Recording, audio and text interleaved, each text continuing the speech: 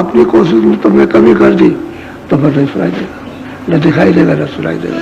तो कहते हैं मन हटाओ काम से, मन को थोड़ा सा इधर से हटा के और दरवाजे पर जहाँ सूरत बैठी उसको नीचे मत उतारो, उतनी देर रुक जाएगा, 2 मिनट 4 मिनट 10 मिनट 15 मिनट, उतने में काम होगा। बोलो।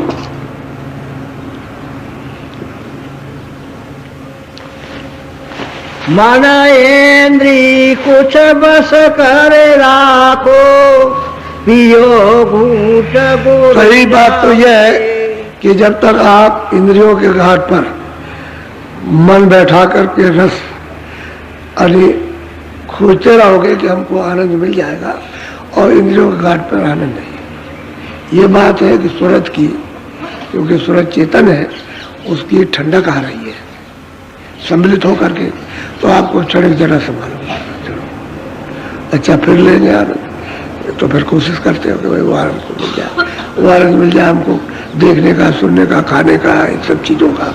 तो मतलब है, तो उसमें सूरत की ठंडक है, न कि मन का कुछ या पर्दे में कुछ है। पर्दों में कुछ नहीं, इंद्रियों में कुछ नहीं है, और सूरत की ही ठंडक, क्योंकि सूरत चेतन है, और चेतन में अगर खालिश निकल आए तब तो फिर काम ही उसका बन जाए, तभी तो उसको आनंद मिल जाए मन को। तो खालिश नहीं होती, यानी निर्मल नहीं हो पाती, पर्दे के अंदर दबी रहती है। इसलिए मन इंद्रियों के घाट पर, तो मन और इंद्रियों को कुछ बस कर के राखो और घाट पर इसको मन को लगाओ तो कुछ काम बन जाए। बड़ी तरकीब से, यानी पहले तो वो समझाते रहे सबको। जब महात्मा समझाते तो उनके पास कोई किताब नहीं, किताब की जरूरत भी नहीं पड़ती, और जब वो चले जाते हैं तो कुछ लिख देते हैं। तो फिर आप कहते हैं भाई अपने इस तरह से समझाया था, इस तरह से, तो महात्माओं का हो जाता प्रमाण कि भाई वो महात्मा ये समझा के गए इस तरह से। और बात यही है, क्योंकि आपको ये हो जाएगा कि नहीं, ये विद्या ठीक है, ये रास्ता ठीक है, ये नाम ठीक है, और ये जो हमारे अंदर में आँख है कान ठीक है। तो जब उन्होंने प्राप्त किया, प्राप्त कराया, तो ये हिम्मत होती है कि हम भी कर सकते हैं प्राप्त। जब औरों को प्राप्त कराया, दया हो गई, तो हमको भी मिल जाएगी दया। तो ये उसको साहस होता है और विश्वास होता है कि हमारे ऊपर भी कृपा कर देंगे, कृपा कर देंगे। जब औरों पर कर रहे हैं कृपा, तो फिर विश्वास कर तब काम बन जाता है। विश्वास हो जाए क्या कहते हैं, विश्वास प्रीत प्रति विश्वास, तो वही तो उसके लिए है। यही तो सूरत का असली धन है, जगाने वाला, सूरत का साथ देने वाला। अब शील और क्षमा, संतोष, विरह और विवेक अगर ये इकट्ठी न हो तो ये काम, क्रोध, लोभ, मोह, अहंकार ये भगेंगे नहीं। जब ये इकट्ठे होने लगते हैं तो ये भागते, अपना दरवाजा छोड़ जाते। तो सूरत को सखियां मिल जाती है मदद करने वाली। शील, क्षमा, संतोष, विरह, विवेक, ये सच्ची सूरत की सखियां हैं। उसको जब मिल जाएंगी तो इस पर्दे में उसकी मदद हो जाएगी। ये जड़ पर्दा है, ये जो है जड़ पर्दा, इसमें मदद मिलेगी तो आप इससे ऊपर आ जाओ। सीमेंट के ऊपर यहाँ आना चाहिए। जब तक यहाँ नहीं आओगे ऊपर में, तब तक ये रात जो रहस्य समझ, ये रहस्य रघुनाथ कर देख न जाने कोई, जल्दी कोई नहीं जान सकता। जो जाने तो गुरु कृपा, और सपने में मोह न हो, कृपा होनी चाहिए गुरु। तो वो इसलिए आता है कि भाई तुम क्यों नहीं जोड़ते हो सूरत को नाम से, यही तो आवाज देता। कहते ये क्यों पक्षपात करते हो, तुम अपनी अज्ञान बुद्धि से पक्षपात करते हो कि हम ब्राह्मण, हम क्षत्रिय, हम ये, हम वो फलाने, ये छोटे, ये बड़े, ये कुछ नहीं। कोई जोड़ो, कोई जोड़ सकता। वहाँ उनके यहाँ पक्षपात नहीं है। उनके यहाँ तो ये है कि जो हर का बजाय सो हर का हो, और जात पात पूछे नहीं कोई। कहते उसके यहाँ जात पात कुछ, पहले भी जात पात नहीं थे और अब भी नहीं है, और भविष्य में भी जात पात नहीं रहे। जात पात तो आपने अपने काम के लिए रखा, वो काम है। और वो शब्द का बोध है, तुम मास्टर हो, तुम काश्तकार हो, तुम दुकानदार हो, झाड़ू लगाते हो, तुम ये काम करते हो, ये तो नाम है उसका। काम जो कर रहे हो उसका नाम। अब किसी को कहोगे भाई ये दफ्तर में जाओगे तो किससे मिलना, तो बताओगे मैं उससे मिलूँ, बैठा हूँ, बैठा, तो किसका नाम है, काम का नाम है। जात तो नहीं है, जात नहीं है उसकी, कोई जात नहीं। इसी तरह से महात्माओं ने काम का का बोधन कराया था कि ये काम, उसका ये नाम था, तो आपने उसी को अज्ञान में जाति बना दी।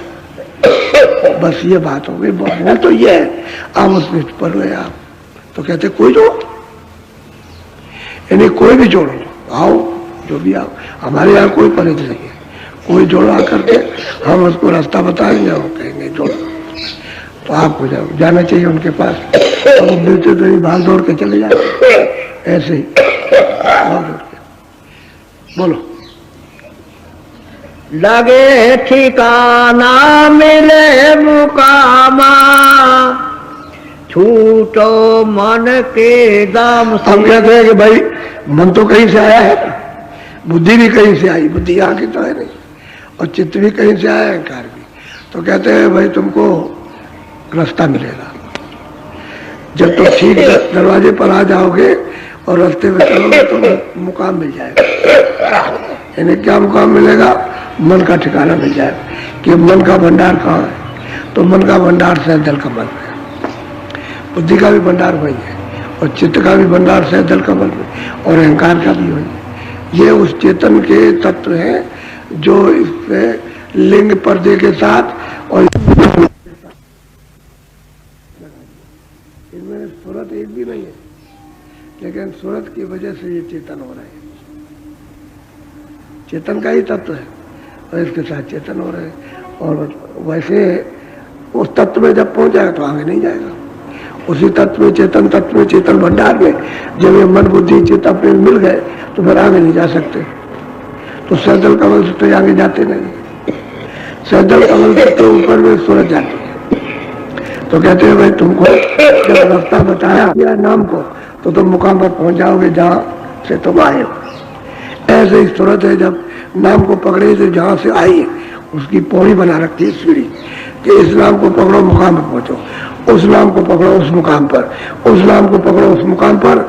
इस तरह से शब्द की सीढ़ी उसको पकड़ के चढ़ जाओगे, आप उनका जो यहाँ पर बखेड़ा है लेने देने का और जन्म मरण का और 84 सब छूट जाएगा। 84 भी छूट जाएगी, नरक भी, जन्म मरण भी छूट जाएगा और पाप पुण्य भी छूट जाएंगे।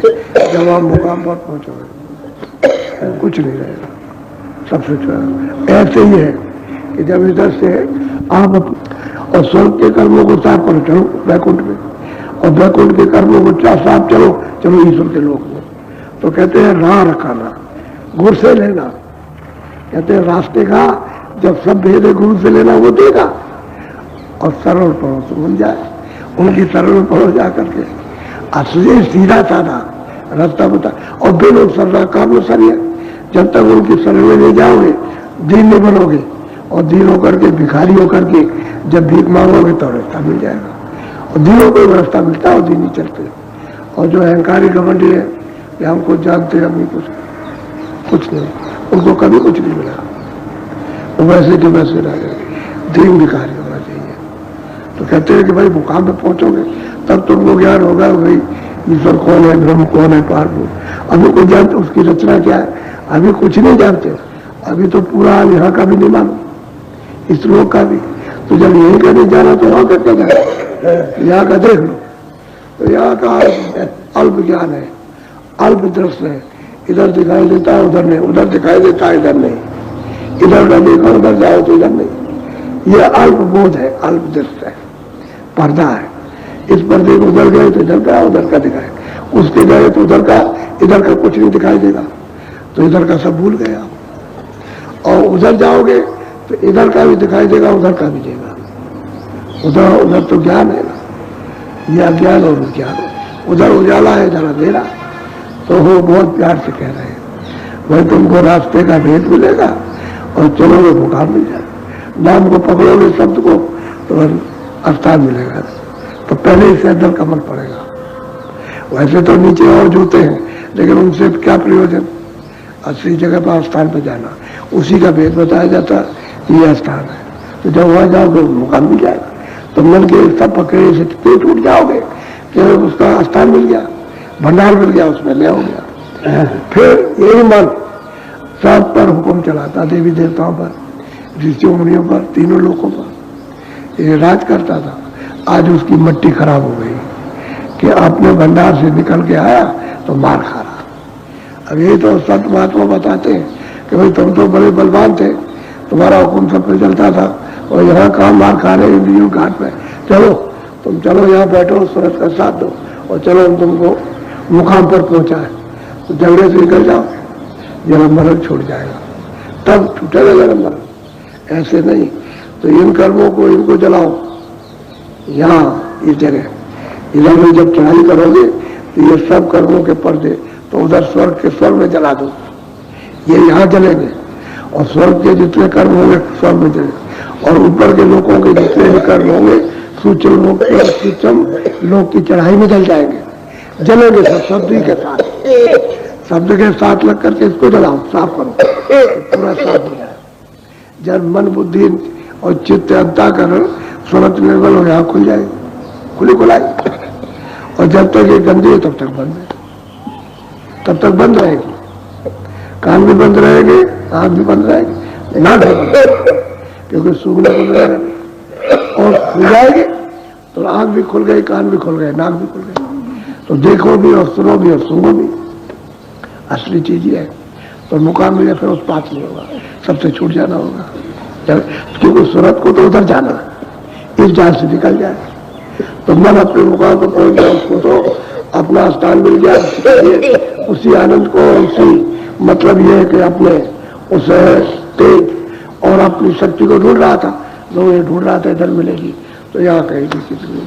और भाई कोई आदमी गरीब होता है कि चलो, बहुत आपने सुना होगा कि बहुत गरीब आदमी थे तो लड़ाई में शामिल हुए, उसके बाद बढ़ गए, फिर बड़ी बड़ी लड़ाइयाँ करने लगे, बड़े बड़े उन्होंने गांव से जीते और फिर राजा हो गए। क्या सोचते थे कि भाई राज मिल जाएगा, सब पर हुक्म होगा और फिर हमारा हुक्म होगा, हमको आनंद मिलेगा। तो जब वहां राज उनको मिला तो कुछ भी नहीं, वो यहाँ से मुसीबत जाना। पहले एक मुसीबत थी आनंद खोजने की, मतलब ये हजारों मुसीबतें खड़ी है, तो देखा यहाँ था कुछ भी नहीं। तब कितने राजाओं की मिसालें आई, बादशाहों की, कि उन्होंने गद्दी को फेंक दिया, गद्दी छोड़ दी और जंगल को चल दिया। जंगल को गए, फिर महात्मा मिले और फिर रास्ता उनको मिला, तब उन्होंने बताया। मतलब तो ये भी मिसाल है, यानी गद्दी पाने की भी मिसाल है और गद्दी त्यागने की भी मिसाल है कि उन्होंने किस लिए ढूंढा था कि आनंद सुख मिलेगा, और उसके बाद में जब कुछ नहीं मिला तो फिर लौटे, इधर कुछ नहीं है। वही ठीक था और वो भी ठीक नहीं था जहाँ थे, और वो भी ठीक नहीं है। वो ठीक तो होगा जब रास्ता मिलेगा तब। तो कहते हैं भाई मुकाम मिल जाएगा तो तुम इस झगड़े से बच जाओगे, सूरत आजाद हो जाए। सूरत मन बुद्धि चित्त और इंद्रियों के और शरीर के इससे आजाद होना चाहिए, तो वो शब्द को पकड़ के ही आजाद होगी, दूसरा कोई बन जाने का रास्ता नहीं है किसी तरह का। शब्द पकड़ के जा सकते, शब्द कहते हैं नाम, आवाज, बोलो।